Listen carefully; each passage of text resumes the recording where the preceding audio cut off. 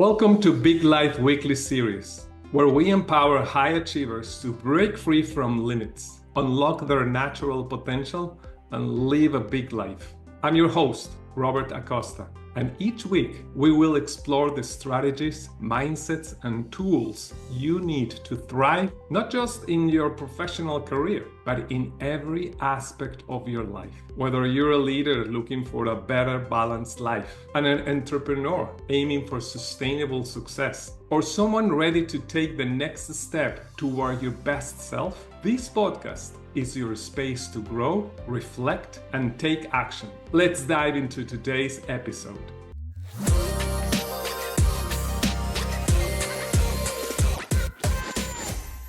Hello, I'm Robert Acosta. I'm with Casey Clark from Legacy Creative Consulting in North Carolina, USA. Welcome, Casey. Hey, Robert, thanks so much, man. Really appreciate you inviting me on. Well, my pleasure. So let's get started right away to showcase your business because today you are the protagonist. Yeah. So, Casey, can you give us a 90-second overview of what your business does and why you got into it? Yeah, absolutely. Well, I'll start with how I got into it. It was an invitation. I can really only explain it that way. My daughter and I were driving in the car one day, and we were kind of in the midst of a family crisis. Shifting gears, I had been a musician in the church and traveling around for about almost a little over a decade. And my one of my daughters was very, very ill. My wife had come off the road to come home take care of her. My daughter and I were in the car, and I felt like there was a directive for me to lean into my creative skills. I was an artist growing up, visual artist. Always loved storytelling, and so I leaned in. I felt like in that moment I was given the name. Two directives: call it Legacy Creative and make space for your kids. So, and we'll get into that too a little bit in terms of the why later. But I leaned into that because I came from a musical background. A lot of my first clients were artists. They were musicians, visual artists, entrepreneurs, and creatives. As things developed, it has refined over the years where I was the main designer for the most of the trajectory of my career. As I've gotten into the last 5 or 6 years, I have leaned more into the process of becoming a steward of people's visions. The way that we talk about it is we really help visionary leaders and creative entrepreneurs build their brands and inspire them to figure out ways to have lasting impact. So we do like strategic brand development, consultancy, like you said. But then we also can bring people into the process of some ongoing coaching and development of their brand, but also being the practitioners, being the one that can say, hey, you need collateral, you need assets, you need design, you need web, e-com, whatever they need. And then we help them through the process of consulting, really looking at the heart and soul of their vision and their dreams as a business owner and how to bring that to life and for it to have lasting impact. That's really the short end of it, man. Yeah, makes sense. So it's mostly develop your brand as you as a person. No, no, Yeah, exactly. you don't Exactly. unattach. Everything is attached. Your personal life and your brand has to be one Yeah. thing, right? Yeah. It's a very integrated approach because I care about the person. Exactly. Yeah. Love it. I I care love about the person. I care about their business, but I really do. The word curate the two tenses are to care for the heart and the soul of a person and to help identify, organize, and display and put on display the best parts of who they are. So that's the way that I usually explain it. It's really a it. curated process. Yeah, it's beautiful. So, what do you enjoy the most about your work in this personal brand and development business? Oh man, learning the story behind people, behind how they came up with the idea. Mm. How did you get here? Like what inciting incident? You know, what intersection of your life and your dream did all of a sudden you realize, wow, this is something I can do this, or I think I can, I want to, but I need help. Like that always really inspires me because it takes me back to my family and I when we made the leap. Like I love that portion of it. I love helping them discover their why and their how, what it's going to look like. I have a team of people that I work with when it comes to the visual aspects of things. So I love visual storytelling. As an illustrator, as a painter, as a designer, like I have a lot of skills that I bring to the table. Um, so a lot of the see this to see the idea come into reality is like the most powerful thing. Yeah, so To that's see a yeah. story come to life is amazing. As you mentioned, you're an artist, so everything passes through your mind and through your heart in a way of art. Yeah, So find yeah, that find that way of people to through their stories say, okay, your story can impact other people because yeah, and we can do it through art because it's very good to communicate with as humans. We understand that music and even yeah, painting, even though people say I don't understand the painting, there's some yeah, feeling that provokes us as like when you're looking at a painting or a yeah. sculpture. So I think that's amazing. So I think you work with a lot of intangibles and tangible things. So how do you define success in the work you do? Man, so success for me, I my metrics are probably a little bit different. And I learned this. One of my clients was an author. He was very successful in the world of technology. He had an international tech conglomerate, um, but he had written a book and he had reached out to a friend of mine. We partnered together on this project, and his directive was this: guys, the directive is transform lives. The goal of this campaign, selling of a book, promoting of a product, promoting of this course, anything that we create, the end game is that someone's life is impacted and changed as a result.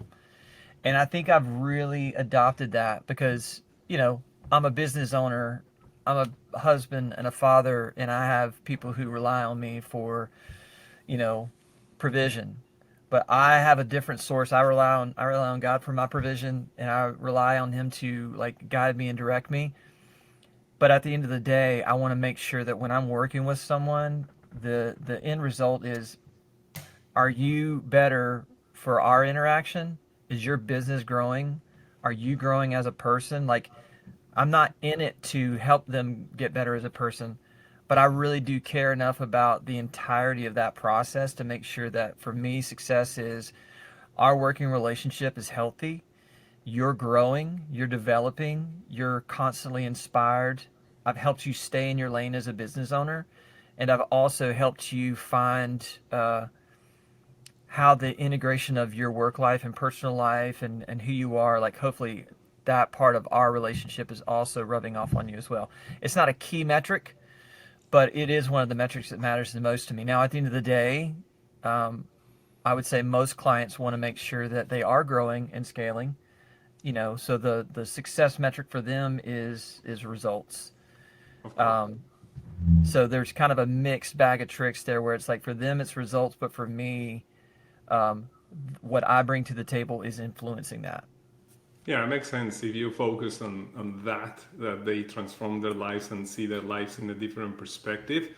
The economic or the tangible reward, it's a byproduct rather than Yeah, focusing on that, regardless of what you do. No, your focus is how you transform lives of people, and then yeah, everything else is gonna take their place, right?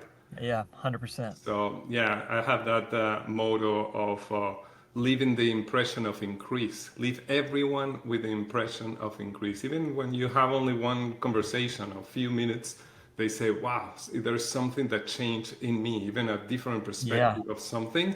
Then yep, your day is done. You're yeah, successful that day, right? yeah, yeah. I was in the Boy Scouts, and one of the mottos, every time we left a campsite, they were like, "Boys, leave it better than you found it." And Exactly. I've really adopted that in the way that I approach my clients. Is I want to leave anything and everything that they brought to me Right. to help steward better than when it came. Like Yeah. whatever that is, whether it's a 2-month engagement, a one-off project, or a long-term engagement, I want it to always be that sense of I'm leaving you better than we Right. when you came to me. You're better off now. Yeah. Let me tell you, that's very smart because that way, every day you're successful because you're focused on something that you can do. You can give that because you Yeah. know how to do it. You have to, you know people, you know how the mind of people or how people behave. So it's, let's say, it's easy and enjoyable for you to Yeah. leave those people with some incrementality. So now Yeah. every day you're successful. So the feeling is great. I know. So. That's amazing. Thank you. So I'm just curious, what is the biggest, let's say, problem or challenge you see in your industry, the consulting and the personal brand development, and how are you solving that for yourself or your Mm. clients or any referral partners that work with you? Yeah. Wow. That is a really, really good question. I think one thing that I have found this is this there's some practical and then there's more of a philosophical. So the practical is finding the right clients that need what I provide, meaning they want a more bespoke, tailored, personal approach. I tend to there's a proverb that I love that says your gifts will set you before kings, and I think staying true to my approach, being vigilant to guard that, has brought me the right people. But it is also the one challenge is there's a tipping point where getting into the lives of a person, a business owner, an entrepreneur, that can sometimes take over the conversation, meaning it can almost trend towards I'm not your counselor, but I do care about you. And so I think that's something that I'm learning how to, in my process of onboarding. I think the way I'm approaching that now is I communicate that I am stewarding something that you've been given, but it is your responsibility to manage it, to own it, and to run it.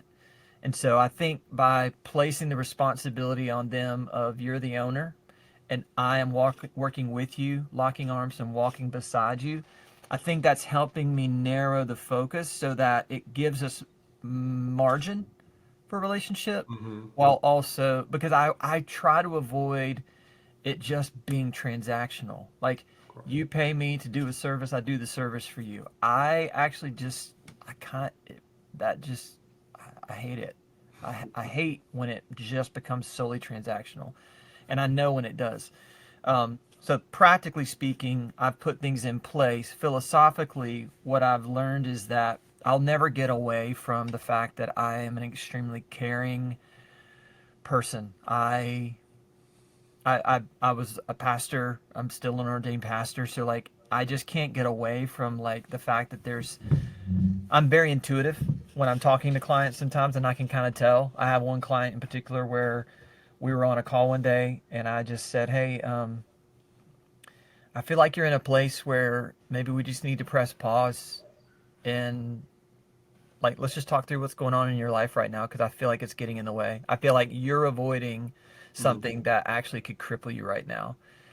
And so philosophically, I have to always wrestle with where's the moments where I feel like caring for the person is going to help them progress and also not caring so much that it gets in the way of me actually doing my job.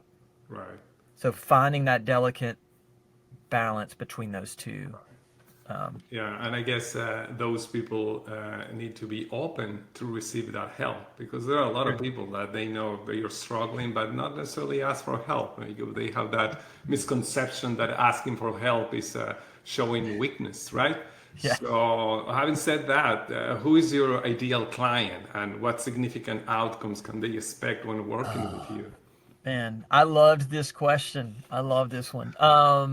So I would say that our ideal clients are visionaries, they're entrepreneurs, they're creatives, they're leaders they're committed to create something impactful. Like they've got strong vision, they're passionate, they're doers, they engage.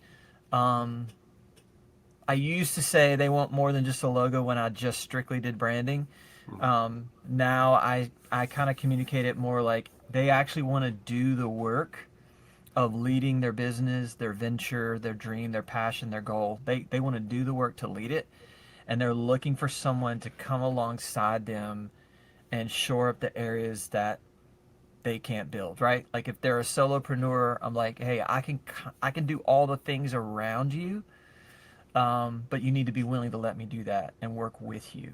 So they're receptive people, but they're also doers. You know, they like what you said just a minute ago.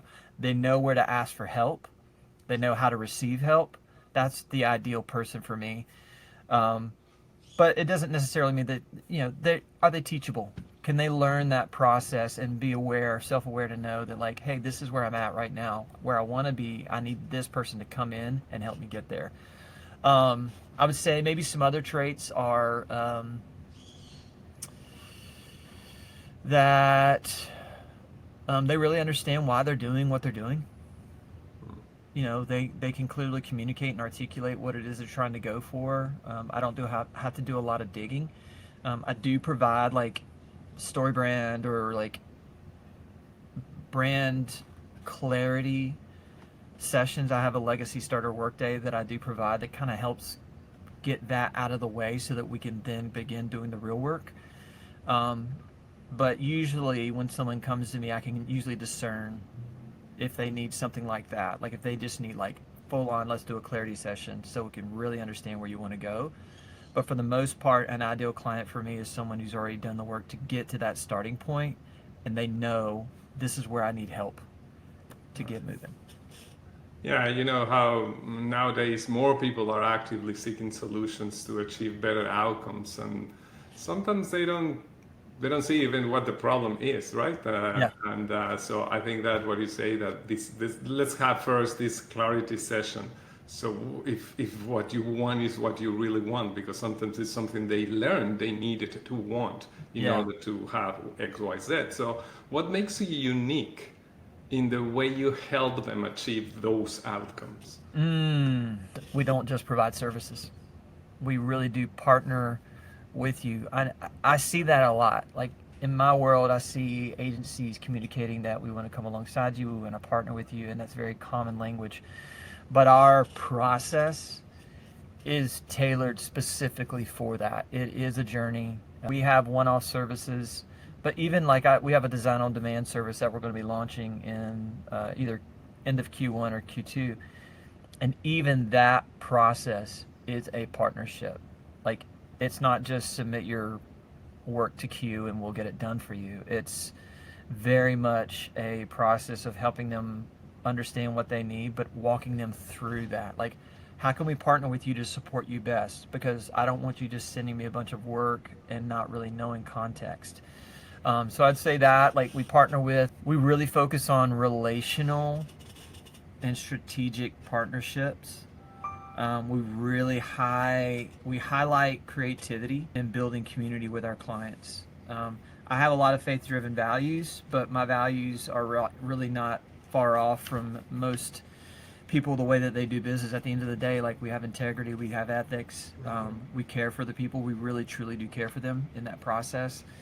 Um, and ultimately, like we really do care that what they're building will last. Like we want it to have longevity, we want it to have impact, and so the way that we approach it is making sure that that's always forward. You're not coming to us with an idea in hopes that it may or may not get off the ground. Like we're going to commit to making sure that it has the foundation that it needs in order to jump into the deep end. So we really do work with people and try to communicate that. I think that's the thing that sets us apart, is that it really is a relational strategic partnership. Yeah, I think that's a very good answer of being unique. But at the same time, people that look, so people need to find you to find that uniqueness, which they are not looking for expressly, so they don't know. They need that uniqueness. So I know there are some trends and some things that in the consulting or business development or personal brand development are happening. So how do you see, or what do you see as the coming trends within this developing brand developing Mm, business in this industry, and what are those trends helping you, or how do you stay on top of that, or maybe not, maybe you are against those trends, not against, but yeah. derail from those trends, maybe you don't need it, but is there any trends that you see in this industry? Obviously in the personal brand development realm, you can get into the area of like influencers and things like that where it's like the person. I would say it this way. I'm not the hero of the story. You are. If you're coming to me as a client, you're the hero. I'm Yoda, you're Luke. I'm guiding you through a process of you discovering how to overcome the problem that you're facing. That's to me that will never change when it comes to brand development. It will never change. It's the hero's journey. And I think when I look at current trends, I think I always, and this may just be because of social media. It may be the impact of social media that it has caressed the the like latent narcissism that kind of lingers in all of us. Like we all want to feel special. We all want to feel important. But when it comes to brand development, I always help people understand uh, just as you're the hero and I'm the guide, you're the guide and they're the hero. So I try to continue to pass on that. To me, that's the trend that works the most and works the most efficient when it comes to brand development, when it comes to company development, when it comes to service based, product based, it does not matter. That person on the other end of what you give them is the person who deserves to be seen as like what I provide for you is going to help you, but I'm not the hero. You are. You have a story to tell. You have something that you're trying to build and and grow, and you have dreams and visions for your life. How can I help and support you? And I think that's why I'm trending more towards consultancy and coaching because I know we can do the services. I'm not concerned about that. I'm concerned about, hey, you, how can we help you? And so I think a lot of the trends that I see is that it's still sort of like posturing and positioning as someone who has all the answers, which is fine, but I don't really think that's the point. Like, I think that comes by building relationships. Like, if I don't have history with you, I can't stop in the middle of a call and say, hey, I feel like there's some things going on that maybe we should press pause for a minute and just do a check in. How are you doing? History with someone allows me to do that. And I don't think the trends that I'm seeing are encouraging that. I hope to see that. I think for me, I'm going to stay true to that. I have seen it in some realms, but I think that's something I probably fight against in terms of trends. I don't want to just give someone some rote answer. I don't want to give platitudes. I want to be really sincere about how I approach what I do. I think if one of the trends is that transactional way of doing businesses, you are definitely out of that trend. Yeah. And I know there are more people coming into this industry, as many other industries that are growing, the consultancy and these developments. So, what advice would you give to someone that is just starting with this in this industry? Maybe Hmm. you want to mentor them in your trend or in your way of doing. So what would be a good advice so that trend that is not necessarily useful don't pursue anymore or don't grow Yeah. anymore? I think what I said earlier, your gifts will set you before kings. I think you have to, the thing that I love about that proverb is that what it speaks to is that you have cultivated and grown a certain a particular set of skills, as Liam Neeson would say. Uh, there's a, there's a skill set, and I think some of that is relational. It's caring, generative is the word that I like to use. So I think someone coming into this industry, if they feel that there's a nudge of, I want to sit with people and walk them through developing something, you have to fight hard to balance the necessity of transaction, but the reality that if it is always transactional, people sniff that out really fast. Right. It's blatant, right? Like if I get an ad on Instagram, I know that you're trying to sell me something. But if I see a long series of you giving me some insight into your why and how, and where that may intersect with what it is that I'm trying to do as a potential customer or client. That's the skill that I want to help cultivate people is like give, give, generative, Right. because that will attract the right people. And I think a lot of times that's a slow and steady process, but slow and steady wins the race always. Right. Like it just does.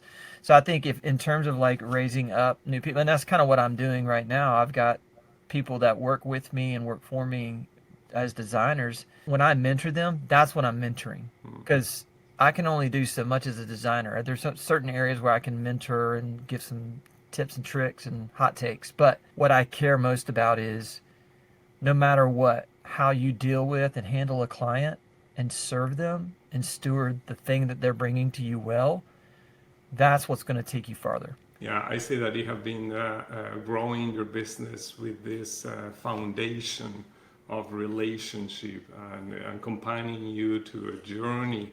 So, and of course, you have some setbacks in the, before, but now, do you want? I guess you want to scale it. So you really want to work like every one of your clients are really on that path of not transactional but service journey Yeah. and long lasting relationships. So, what is the one thing that you would say has been the most instrumental in your success? I would say it's being true to why I started this. I think all of us, when we have a vision for something, it feels like an invitation, like when we're really inspired. So I think being true to the fact that I was invited into a process, I didn't 100% know where it was going, but I think being faithful and being diligent to say yes, keep saying yes. I think that has been sort of a key to success for me. It's kept me honest. um, it's kept me from chasing. I always ask, what if? I'm a big risk taker. My top strengths are connectedness and strategic and futuristic. So I'm always thinking way, way, way far ahead.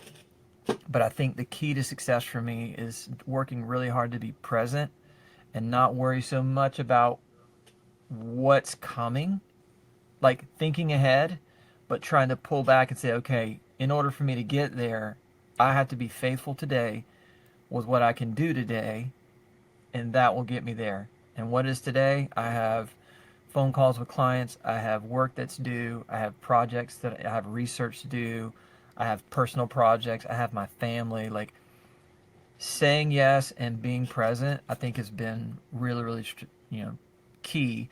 And then also, honestly, like from a practical standpoint, learning how to automate things, learning how to delegate things, Mm-hmm. that's been really instrumental for me because I run this company and I have people that I work with who are not a part of my company. And as a consultancy, typically you're one person doing a lot of the work. But learning how to automate, learning how to rely on technology and leverage it well, been another factor in that as well. Right. I think you nailed it when you say, well, I like to see the future in a way that you have a vision of where you're going. But of Hmm. course, you're doing something now, and in a way, it's like a reverse engineer because you put yourself where you want to go, and then you come from your vision and make sure that every little thing or big thing that you do every day, it has this compounding effect towards Yeah, your vision, right? absolutely. So, so what is the next growth area? What in between your vision and where you are right now? Of course, there are things that you can learn, that you can do better. So, what is that next growth area for you personally and for your business? Yeah. My next growth area is I'm in a program called the Master's Program, and one of the things that we talk a lot about is buying back our time, which essentially comes down to delegation. It's learning how to delegate more. As much as I realize this, there are people out there that are better than me at areas where I once excelled, or I was good enough and it was passable to get me where I am now. But now I'm realizing that the quality, the standards that I hold the standards that I want for my clients. Like I want my clients to feel like what we present to them and what we prepare for them and give them is like world class. And the only way to do that is for me to get out of the way. And so for me, moving my trajectory and my focus towards consulting, caring for clients, building client relationships, helping them in the areas that maybe helps them focus as a business owner, business leader, while stewarding and caring for the practicals, the day-to-day systems, processes, assets, platforms, all of that. Learning how to delegate, learning how to communicate. That's the step for me, is learn how to communicate what I intuitively know to someone who's growing in and learning how to do that, or has a certain level of competency that needs to go from here to here so that we can match, so that I can say, here you go, I trust you, go run with it. That's the growth area for me now personally. And the other part of that is, what am I going to do with the time that I've just bought back? Like, this is something I always say, time is the only non-renewable resource. Yeah. So I want to leverage it as much as I possibly can to see my dreams and my visions and the things that I want to put into the world.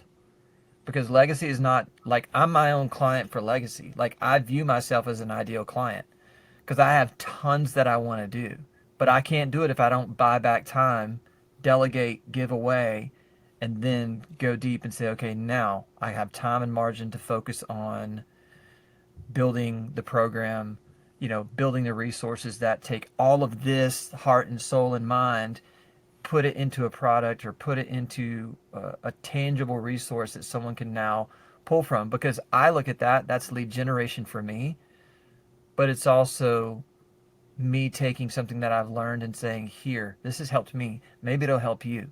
And if we want to work together and learn more, if there's another way that this, it's like the gateway drug. It's like, if this is helping you, there's more too. But let's connect. Let's build a relationship and see if there's more.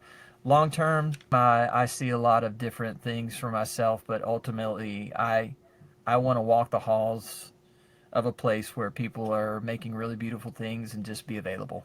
I think it's again very smart to focus on what you do best, and or what you are your main skill, and where you have your heart, and then focus on that most of your time, if not all your time, and delegate the rest. That you don't need to be good at everything. Just find one thing that you're good at, and then be better and better and better in that thing. And for that, of course, you need the time, and you need to recognize that you can be better. So nobody is perfect if we're still in this planet, right? So there's something else to learn. So let me ask you this funny question: that if you could have lunch with one person, living or dead, who would it be and why? So one of my favorite artists is Norman Rockwell, and one of my favorite biblical characters is King Solomon. And I'll tell you why. King Solomon could have asked for anything. He asked for wisdom, and that went really, really well for him. I think wisdom is the key to a lot in our lives. I think the more wisdom we gain, wisdom is knowledge and experience. It's like, I've got an idea and a thought, and I'm growing in understanding, and I'm putting it into practice. Like the same thing with the clients. It's like, I have an idea of how things will work. Through experience, we're going to gain results, and I think there's wisdom. Then you just reapply that wisdom.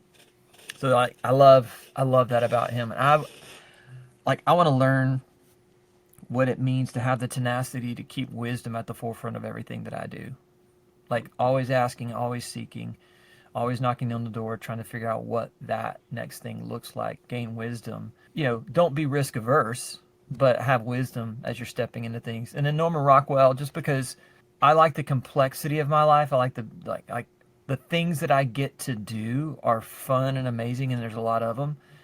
But when I think about Norman Rockwell, my daughter gave me this little book for my birthday. It's about that thick, and it's about yay big, and it flips through, and it's every one of his paintings that he ever did. But I love it, and I keep it on my desktop. I just love how his art, it celebrated the simple moments of like human connection, daily life, there was a warmth and a humor to it. Everything seemed like normal. Like the mundane didn't seem boring. It just seemed like there was wonder in it. Hmm. And I'm like, I like the idea of leaving my office and going into my normal life, building a fire outside and sitting around it with a bunch of guys from my community and talking about being dads. Like I like that. So I think just like I want to learn from those kinds of people. Right. So if I ever had the moment to sit with those guys and say, "Man, there was something about what you did that kept those things at the forefront of how you lived," I want that. Yeah, like find the greatness in the simple things, in Yeah. the everyday things, as you say. You can find greatness. And talking about wisdom, yes, your real, and you mentioned it. Your real legacy is not how much you know or how wise you are, but Yeah. what do you do with that wisdom in order to transform and to impact other people's lives? Yeah. That's your real legacy, right? Yeah. Can I share you like this is my the proverb that my company like over the last several years the the sort of the mantra or the ethos of my company is based on Proverbs 24:4. It says wise people are builders. They build families, businesses, communities, and through intelligence and insight their enterprises are established and endure. Because of their skilled leadership, the hearts of people are filled with the treasures of wisdom and the pleasures of spiritual wealth. What you asked earlier, what's success for me? That's success for me. Yeah, to be Like wiser. all the other things can come along with it, and that's great. We have needs and necessities. But that, at the end of the day, that's why I get out of bed. Yeah, well, that's amazing. I think it's a very good north. It's a very good star to follow, right? In a way. Yeah, yeah. So, what is the best way for people to contact you if they'd like to work with you or discuss referral partnerships? Yeah. So on my website, legacycreative.co, legacycreative.co, that's the best way. Uh, my company in general, not super active on social media. Mhm. I just have a love-hate relationship with it. I know the necessity of it, but I'd rather help my clients leverage it than me spend a lot of time on it. So they can find me on my website. There's a contact page. There's a book a consultation page. There's also an investment guide that kind of helps people get an idea of what working with us looks like, kind of our process, general pricing. But for the most part, because everything is tailored, the best way is just to contact us through our website Right. and reach out to us and have a conversation. Again, everything starts with a relationship for us, so Yeah. that's the best way. Well, I truly enjoyed our conversation, Casey, and thank you so much for being a guest on the podcast.